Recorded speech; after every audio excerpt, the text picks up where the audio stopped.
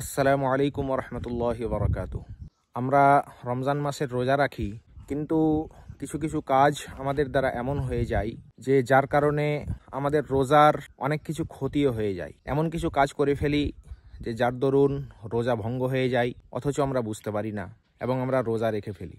আবার কিছু কাজ এমন হয়ে যায় যে আমরা মনে করি যে রোজা ভেঙে গেছে, কিন্তু রোজা ভাঙেনি। তো এরকম অজান্তে অনেক কিছু ভুল ত্রুটি রোজা রাখার অবস্থায় আমাদের দ্বারা হয়ে যায়। তো আজকে আমরা এই ভিডিওতে আলোচনা করব কি কি কাজ করলে রোজা ভঙ্গ হয় না বা রোজার কোনো ক্ষতি হয় না।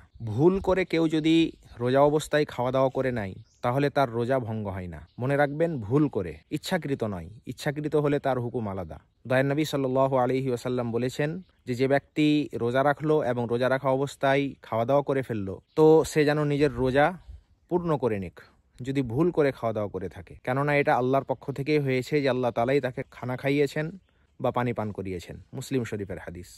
রোজা অবস্থায় রক্ত পরীক্ষা করালেও রোজা ভঙ্গ হয় না বা রোজার কোনো ক্ষতি হয় না। তবে হ্যাঁ, এত বেশি পরিমাণ রক্ত যেন না বের করা হয় যে শরীর দুর্বল হয়ে যায়। শরীর যদি দুর্বল হয়ে যায় তাহলে রোজা মাকরু হয়ে যাবে।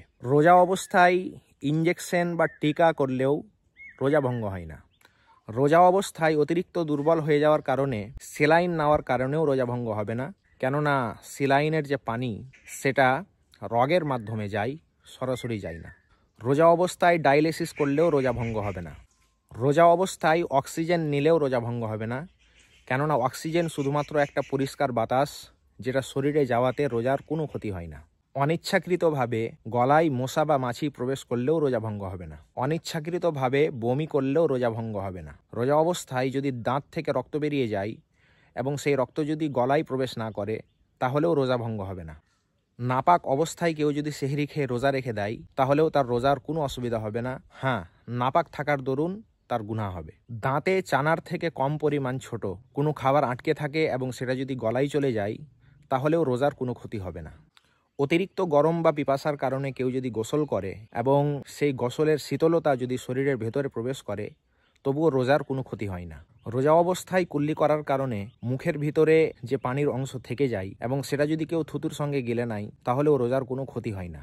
চোখের পানি বা মুখের ঘামের কিছু অংশ যদি মুখে চলে যায়, তাহলেও রোজার কোনো ক্ষতি হবে না। তবে হ্যাঁ, এত বেশি পরিমাণ চোখের কান্না বা ঘাম মুখের ভিতরে চলে যায় যে তার লবণাক্ত বা তার স্বাদ পাওয়া যায় এবং সেটা পেটের ভিতরে চলে যায় খুব বেশি পরিমাণ, তাহলে রোজার ক্ষতি হবে।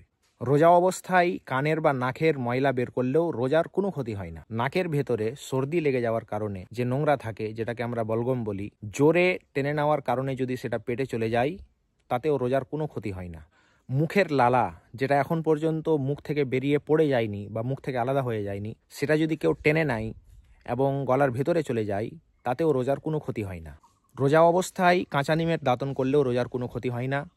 দয়ার নবী সাল্লাল্লাহু আলাইহি ওয়াসাল্লাম থেকে রোজা অবস্থায় কাঁচা দাঁতন করা প্রমাণ রয়েছে। রোজা অবস্থায় সুরমা ব্যবহার করলেও রোজার কোনো ক্ষতি হয় না। এরকমভাবে রোজা অবস্থায় কেউ যদি চোখে ওষুধ দেয়, তবুও তার রোজার কোনো ক্ষতি হয় না। যদিও বা তার স্বাদ গলাতে অনুভব হয়, তবুও রোজার কোনো ক্ষতি হবে না। রোজা অবস্থায় ফুলের বা কোনো আতরের সুগন্ধি, এর দ্বারাতেও রোজার কোনো ক্ষতি হয় না। রোজা অবস্থায় শরীরের কোনো অংশে যদি ভিক্স লাগানো হয়, তবুও রোজার কোনো ক্ষতি হয় না। রোজা অবস্থায় মাথাতে বা শরীরের কোনো অংশে তেল লাগালেও রোজার কোনো ক্ষতি হয় না। রোজা অবস্থায় রাস্তার ধুলোবালু যদি নাকে বা মুখের দ্বারাতে ভেতরে চলে যায়, তাতেও রোজার কোনো ক্ষতি হয় না। রোজা অবস্থায় অনিচ্ছাকৃতভাবে যদি মুখের ভিতরে সামান্য ধোঁয়া প্রবেশ করে যায়, তবুও রোজার কোনো ক্ষতি হয় না। রোজা অবস্থায় গোসল করতে গিয়ে অনিচ্ছাকৃতভাবে যদি কানের ভেতরে পানি প্রবেশ করে যায়, তাহলেও রোজার কোনো ক্ষতি হয় না। তবে ইচ্ছাকৃতভাবে কেউ যদি কানের ভেতরে পানি দেয় এবং ভেতরে প্রবেশ করে যায়, তাহলে রোজা ভঙ্গ হওয়ার হুকুম লাগানো যায়। রোজা অবস্থায় যদি স্বপ্নদোষ হয়ে যায়, তবুও রোজার কোনো ক্ষতি হয় না। খারাপ চিন্তা ভাবনার কারণে যদি বীর্য নির্গত হয়, তবুও রোজার কোনো ক্ষতি হয় না। তো প্রিয় দর্শক, কিছু মাসলা মাসাইল আপনাদের সামনে আমি বর্ণনা করলাম।